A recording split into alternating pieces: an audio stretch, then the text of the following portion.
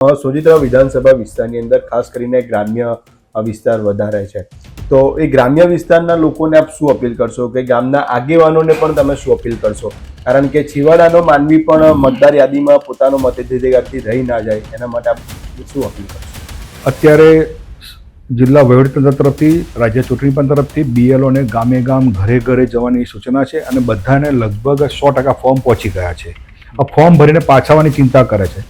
એની સાથે સાથે અમારા રાજકીય કાર્યકર્તાઓ પણ મદદ કરે છે, રાજકીય કાર્યકર્તાઓ પણ ચિંતા કરે છે.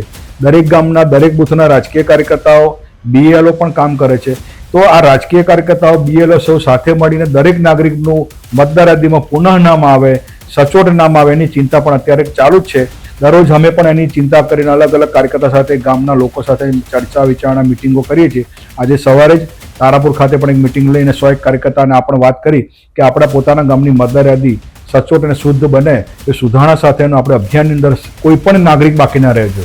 આની અંદર રાજકીય પરિપક્વતાથી ઉપર જઈ અને ભારત દેશનું બંધારણ, ભારત દેશનું લોકતંત્રને મજબૂત કરવા માટે, સાચી અને સરળ મતદાર યાદી બનાવવા માટે આ અભિયાનમાં સૌ જોડાવા માટે આજે પણ સવારે અમે અપીલ કરી છે.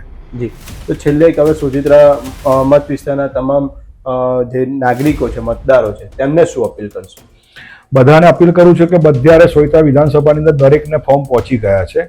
એ ફોર્મ બીએલઓ સાથે મળી અને ભરીને પોતાના જરૂરી પુરાવા સાથે આપો અને જરૂર આપણને પડે તો આપણા રાજકીય કાર્યકર્તાઓ, સ્થાનિક આગેવાનો, સરપંચશ્રી, તાલુકાના જિલ્લાના ચૂંટાયેલા પદાધિકારીઓ પણ મદદ કરશે.